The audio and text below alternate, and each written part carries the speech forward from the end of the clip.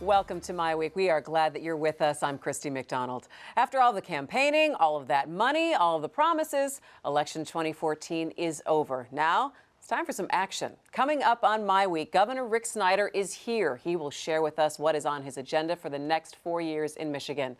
Plus, analysis of all of the other election results and a ruling in Detroit's bankruptcy on Friday. It is all coming up on MiWeek, so let's get started.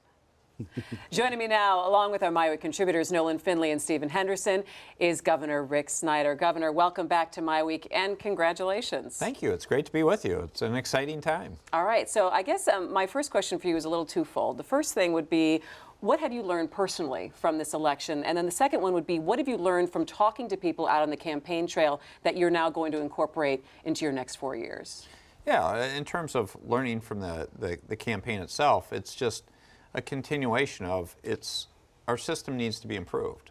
How so? Democracy works fine, and the establishments, the offices do, but the negativity in the campaigns and to be blunt, the lies that take place. It's terrible to see all the special interest money coming in, all the terrible things going on, and I tried to be a good role model and run a positive campaign, and I believe I did. Again, I had to stand up for the truth in some cases, but that's not the way it should be. I mean, if you really stop and think about it, we wouldn't put up with this in our work life or family life, but as citizens, we've let the standards drop that low. I'd love to see the standards get raised where people should be talking about why they should get elected in terms of them and talking about what they want to do, what are the problems, what are the issues, and why. And I would think from a media point of view, that would be the dream answer, is you actually get a substantive discussion, not sound bites about issues. So Governor, speaking of campaign controversies, the biggest one this time was about this $1 billion. Was it cut from education? Was it added to education? Obviously, we all know now what the truth was that you actually increased education by shifting money over to MIPSers.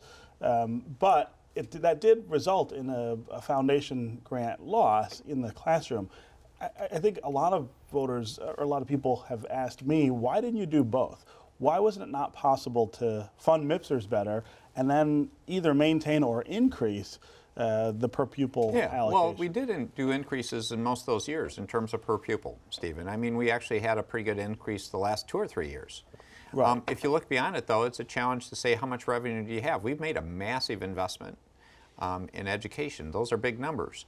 And in fact, the way I viewed it is I was actually helping traditional public schools at the expense of charter schools. Right. If I would have done it the other way, a lot of those resources would have gotten diverted to charter schools. So in fact, I thought it was important. And this is something that, this is where you wish you had more time to go through with people, because if you go back to one of my earliest budget presentations, which quite often put people to sleep, where I would do those, is I have a favorite chart I still use each year, which shows the challenge with the retirement system that the school districts have to pay. Right.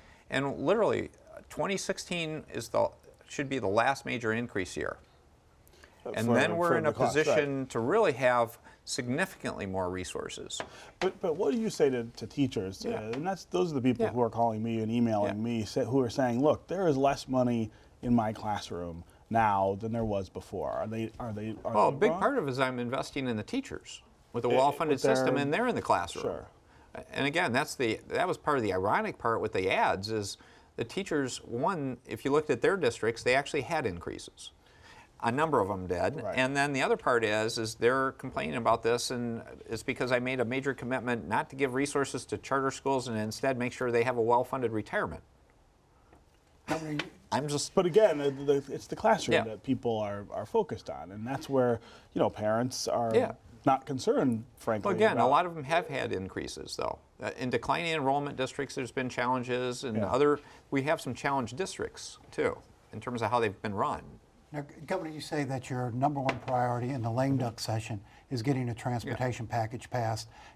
Does your reelection give you more leverage to get the legislature to act on that? You're still asking them to raise taxes or raise fees. Yeah, well, and that's would have been the answer to the second part of your question, I know, Christy, which we kind of skipped over, but I knew that we were going to come back around to it. I know you did very good. I know Actually, you didn't. I think Nolan teed it up for you, because that would be the key thing I learned on the campaign trail was the road question has not diminished in importance.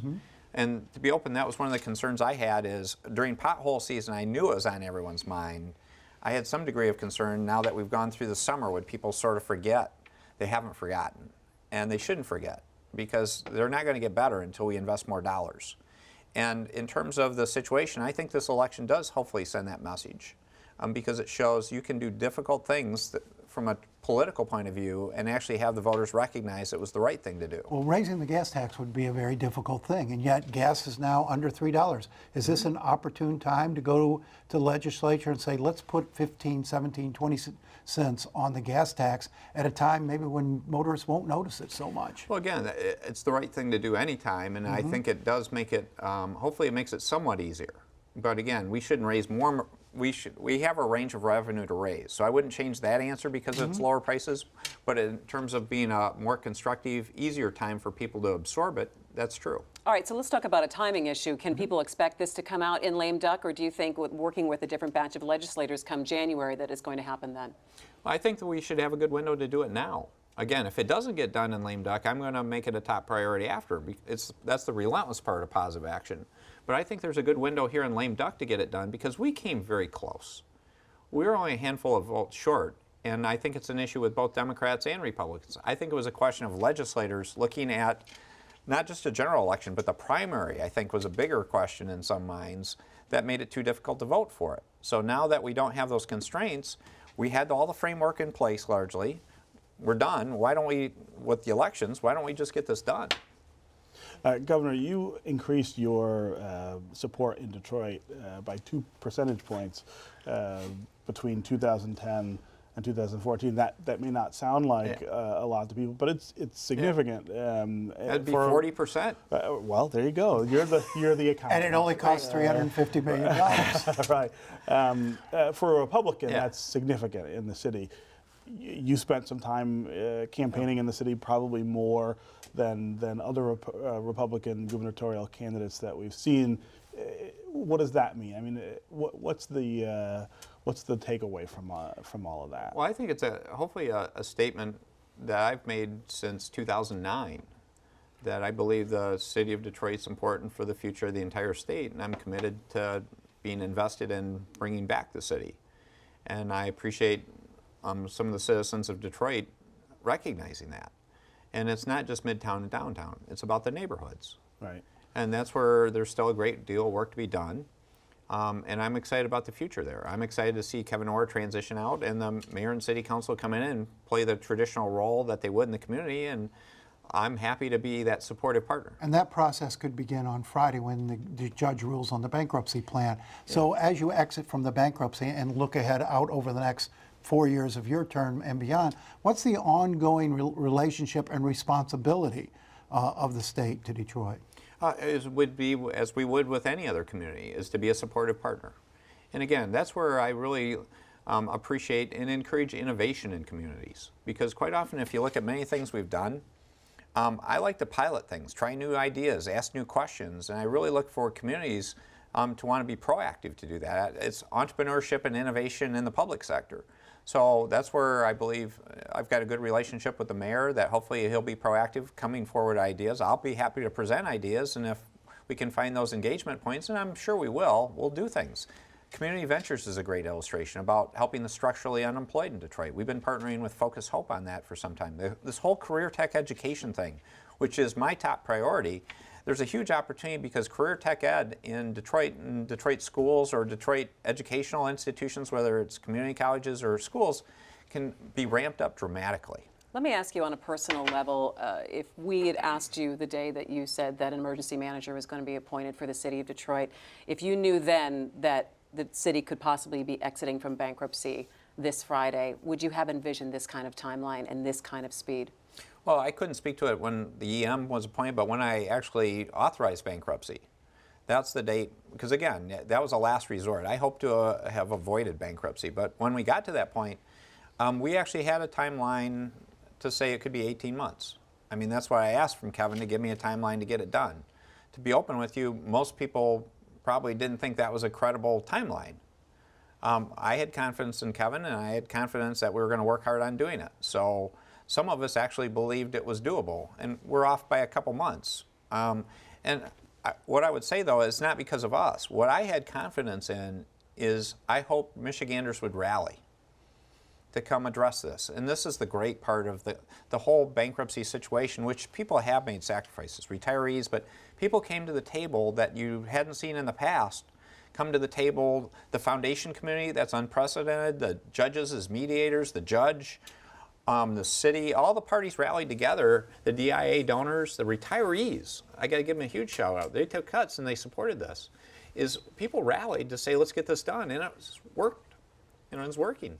And when it's awesome. We should be proud. It is. I mean, it's going to be a big event once we get this ruling. But let me look a little bit down the road to other cities who are in financial distress around the state, because I think municipal finance is going to be this next topic of conversation over the next couple of years in the state. What do you tell other cities that are in similar financial situations?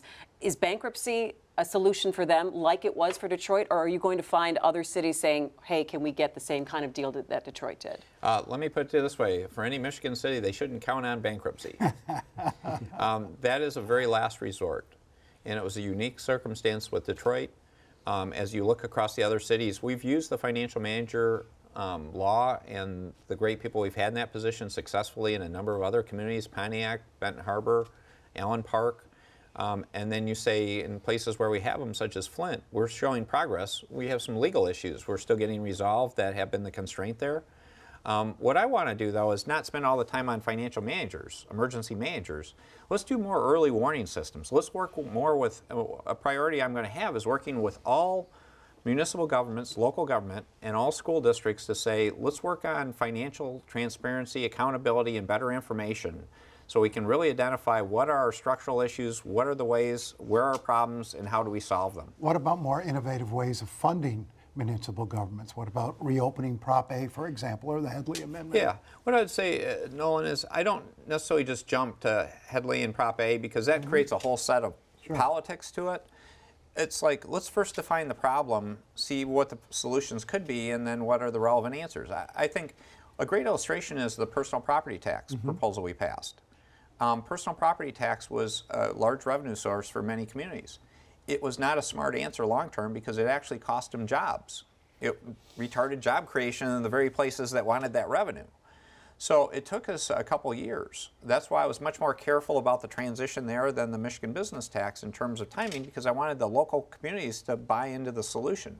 We got a great solution. We got the citizens to support it. So now they have a more reliable revenue stream that's more consistent and better for them. That's the kind of win by asking a new question. If you look at the things you've done with the tax structure, there is a lot more burden being carried by individuals, whether it's senior citizens, whether it's low-income people who lost the earned income tax credit, whether it's this shift from the PPT to individuals in cities to sort of carry that burden. What would you say to people about why that's fair and why that makes sense? Well, again, I think we can go back through the numbers, Stephen. In terms of the numbers shifting, I don't think it's in the order of magnitude. There was some shift, if you looked at the numbers. Right. But we had huge crises, and we had to solve it, and I asked for sacrifice from everybody in some ways. What I would like to do over time is, as the economy comes back, how do we look at doing more tax relief to our citizens? And that's why I proposed it in last year's budget. That's where I hope as part of a road package, if we're asking for additional revenue, how can we focus some tax relief on particularly lower and middle income people? You will come back with a legislature that's perhaps more conservative than the one that's outgoing. How do you keep them on your agenda, focused on economic development and job creation and training and skills and education, and away from the issues that divide Michigan? Yeah, well, there's larger majorities. I'm not sure how much more conservative or not, but there are larger majorities for the Republican Party. What I would say is we found great common ground issues over the last 4 years on economic issues in particular, in terms of finding ways to work together. So I want to continue that path, and again, that's why I want to be proactive in recommending an agenda. That's transportation funding we've talked about. Career tech education, I don't think anyone argues with that I can find to say this is a huge opportunity for us to improve our state. Education, I think everyone believes in education. Then it becomes a case of, how do you best do that? That's why I want to focus in on the third grade reading issue, dual enrollment, some of these other innovative ways to do that, and I think there's strong support there. A large part of the campaign was focused on the economy here in Michigan and people, if they haven't felt the upturn in the economy or the slow recovery of the state. And people still, the unemployment numbers are high in the state of Michigan. What do you have in store for the next 4 years to tackle that? Yeah, well, first of all, unemployment's higher than the national average, but we've made a huge comeback. I mean, I've said the jobs number a lot, but to put that in perspective, we're number 5 in the number of private sector jobs created in the United States in the last 4 years. We were projected to be at the bottom. In terms of growth rate, we're 13th fastest. In terms of a percentage rate, that's top tier performance. So in terms of creating jobs, it's just we started farther in the hole than anybody else. But I want us to be improved. And this is the career tech ed jobs. That's where the big ones, these skilled trades jobs. If you go to mitalent.org, you'll see about 90,000 open jobs in Michigan. Many of these are good, well-paying jobs.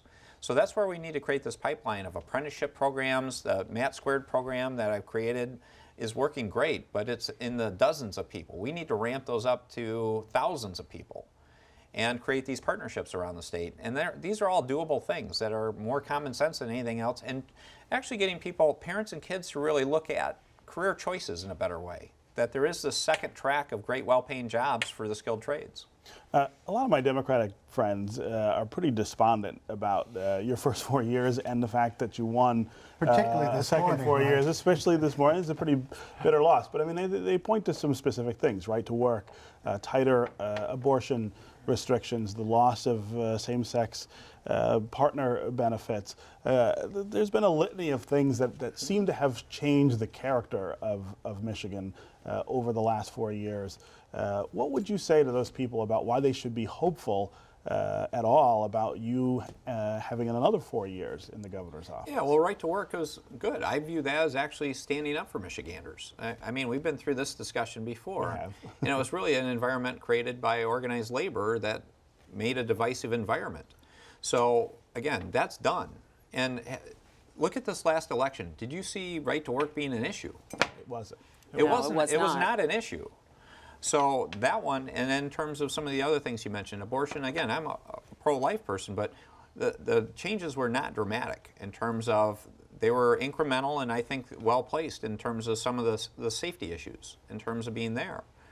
So those are the kind of things that you can look at and say, there's a lot of good things to work on. Let's focus on the positives of our urban areas in terms of, you know, our cities bringing them back. Let's talk about unemployment and how we can help the structurally unemployed get work. Healthy Michigan, I think we've done a lot for people in need in this state.